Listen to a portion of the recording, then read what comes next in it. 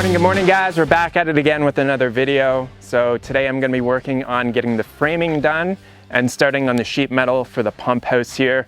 I've kind of had to jump back and forth on a few projects, and partly it's due to I've got to complete things in a certain order so that things are going to be a little bit more efficient, so that I don't have to like go back and do something that I should have done earlier.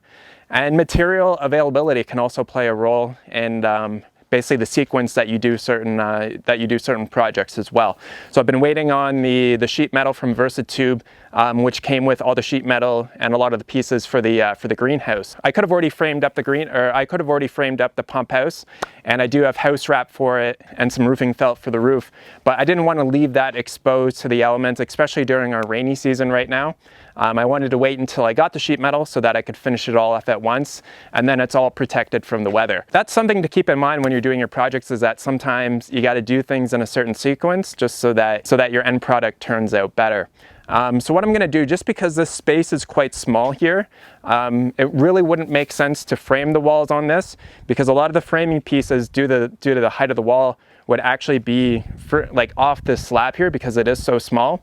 So I'm going to do it inside the garage, pick up the walls with the tractor, and then move them out here. And I think that'll be a lot easier because I've got a nice flat big surface inside the garage, whereas I don't really have one out here. And I've also got some new t-shirts that I think some of you guys might really like. It's all focused around my saying that I've been saying for probably at least 2 or 3 years now. That's looking real nice. So we've got a nice little pocket design here. That's looking real nice.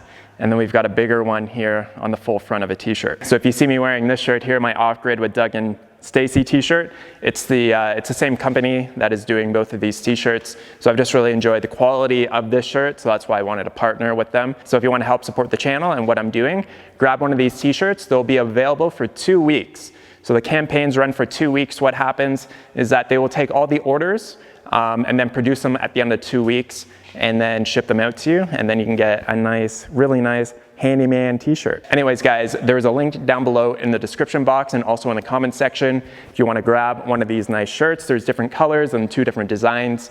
And let's get started building these walls. And getting started we are. So the first thing that I always like to do when I'm building anything is to model it in Sketchup, which is a 3D modeling program that you can get on the internet for free, and it is a great little program just to help you design things and to see how they're actually built. And this is how I generate my material lists, so that we're gonna get a real nice end product here. So the first wall that we're framing up here is gonna be one of the long walls. So these walls are 11'6". If I were to redo this again, I would have made these walls exactly 12 feet, and that would have prevented me from having to make a cut on the end of the sheet metal panels. But these are just little things that you kind of learn with the experience over time. But one thing that I'm doing here is I'm looking for the crown of the studs. So lumber naturally likes to kind of bend a little bit, so especially going over the length. So if you match up all the crowns in the same direction, then that just means that your plywood or your drywall that you're going to be finishing the wall with is not going to be as wavy. So guys typically really like to do this for roof joists and all that kind of stuff, so that the roof is going to be a little bit flatter. So I'm just attaching the end of the studs to the bottom plate and the top plates using some 3-inch ring shank nails using the nail gun. The nail gun definitely makes things a lot faster, but if you don't want to use a nail gun, you can certainly just use some 3-inch screws, and that'll just tighten everything up really nice. Before we get the wall into place, we want to square it off. So we're just going and measuring across both of the diagonals and making any slight adjustments to the wall. And then once we get it right where we want it and it's nice and square, then we're going to take a piece of wood going across the diagonal, as you can see right here, and just screwing it down on each of the studs there. Then that way the wall is not going to want to flex out of square. And you can remove this after you kind of get the wall situated and you get some of the other walls attached. And then that'll just make sure that everything's nice and square and nice and straight. So on the bottom of this wall, since it's going to be in direct contact with concrete, we're just attaching some sill gasket seal. This actually fell off when we're moving the wall, so we ended up having to reattach it, but I'm also drilling the holes through the bottom plate for the anchors. So on the slab here, I know that the wall needs to be 1.5 inches from that edge there, to allow for the for kind of like the hat channel pieces that we have. And then the chalk line also makes it a lot easier just to line up the wall as well. So I was able to pick up this wall with the tractor and get it out of the door here. The problem is that I couldn't lift it up just enough. I needed probably another 6 inches or so. So when I was moving it over, basically it was rubbing up against the ground there. And so we had to reattach the sill gasket seal. But we got Miss High Carb Hannah out here helping me out with some of the construction projects and getting this wall into place. I mean, the two of us could pick it up pretty easily. And once we got it into place, we reattached the sill gasket seal on the bottom. And then I already had some anchors in the ground and some 2x4s just to hold the wall up straight, so that once we do get it up, then we can level or plumb it up and get it nice and secured right where we want it. And so now I can drill out all the anchors through the holes that I already pre-drilled through the bottom plate there. And the little tip there for you is when you use that hammer drill is that it actually blows out a lot of air, so you can clean up your hole there just with the hammer drill there.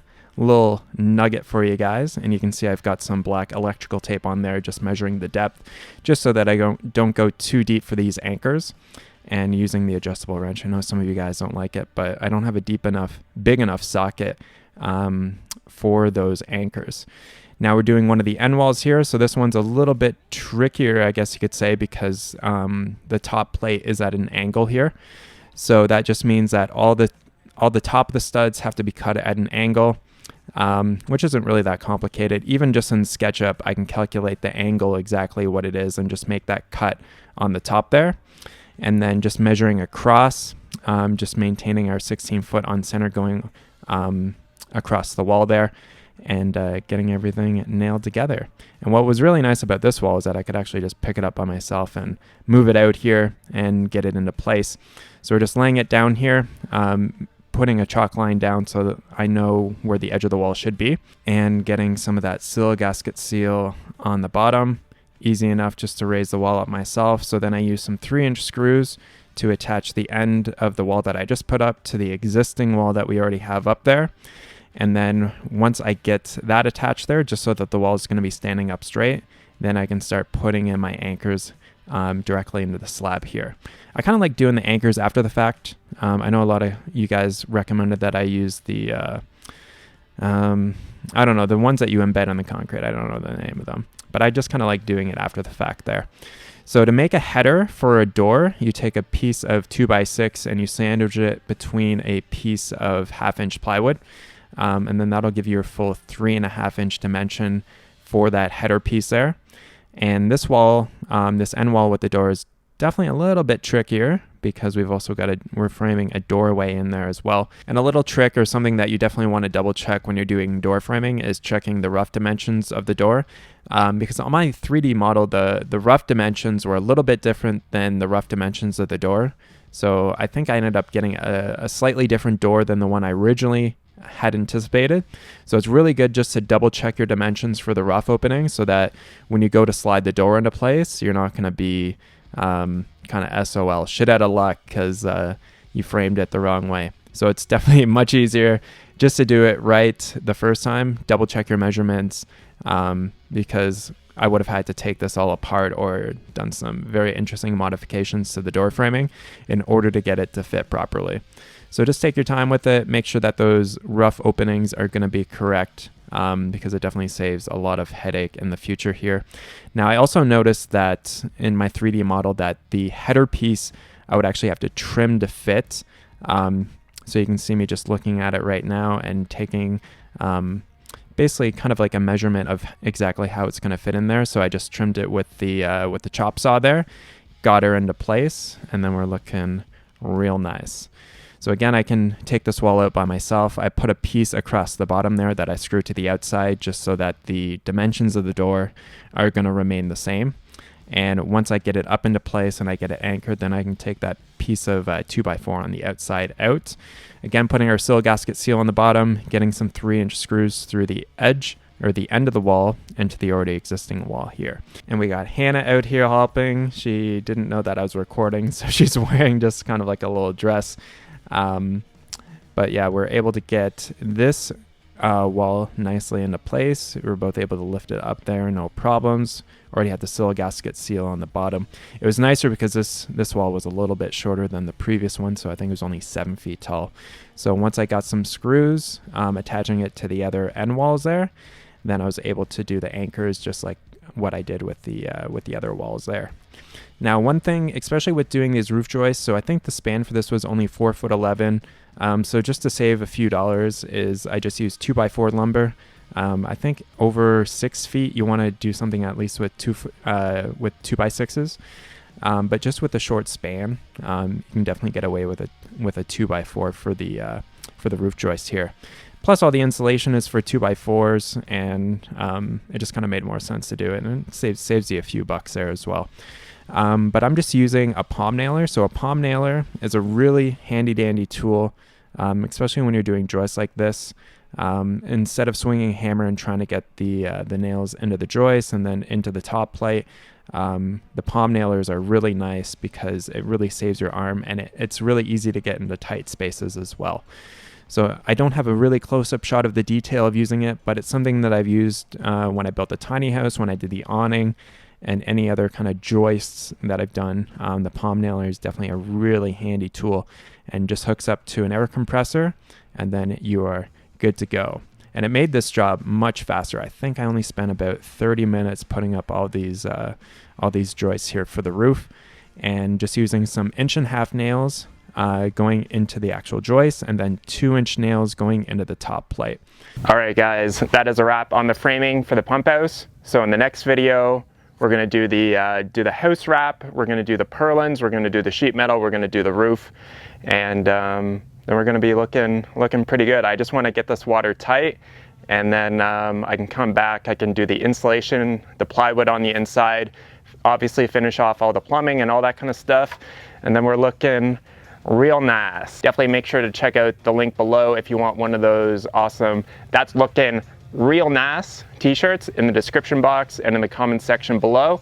And I'll catch you guys on the next video. Thanks so much for watching. Catch you soon. Peace.